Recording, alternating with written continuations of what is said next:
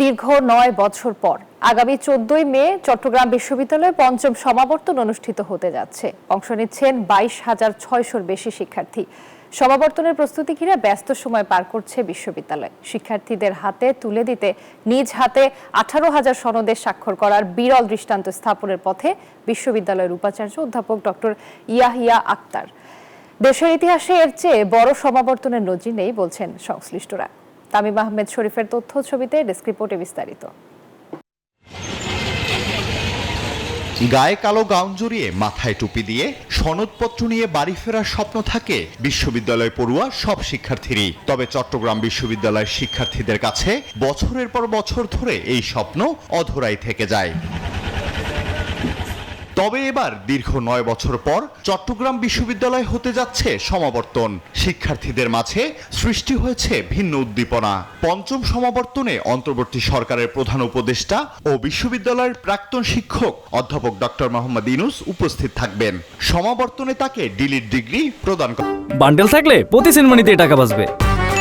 বিকাশ send money bundle কিনে জিতুন প্রতি লেনদেনে করা হবে। সমাবর্তন সফল করতে ১৯টি উপকমিটি করা হয়েছে। সমাবর্তনের মূল আয়োজনে কেন্দ্রীয় খেলার মাঠে ২৫,০০০ মানুষের বসার ব্যবস্থা থাকবে। চট্টগ্রাম বিশ্ববিদ্যালয়ে যে সমাবর্তন হচ্ছে সেটা বাংলাদেশের ভিতরে সবচেয়ে বড় একটা সমাবর্তন হচ্ছে। প্রায় ২৩,০০০ শিক্ষার্থীদেরকে নিয়ে একটা সমাবর্তন আয়োজন করতে যাচ্ছে। উপাচার্যের নিজ হাতে স্বাক্ষর করা সনদ প্রদানের সিদ্ধান্ত নিয়েছে কর্তৃপক্ষ। ১৮,০০০ সনদে স্বাক্ষর কাজ চালিয়ে যাচ্ছেন বিশ্ববিদ্যালয়ের উপাচার্য অধ্যাপক ডাক্তার ইয়াহিয়া আক্তার।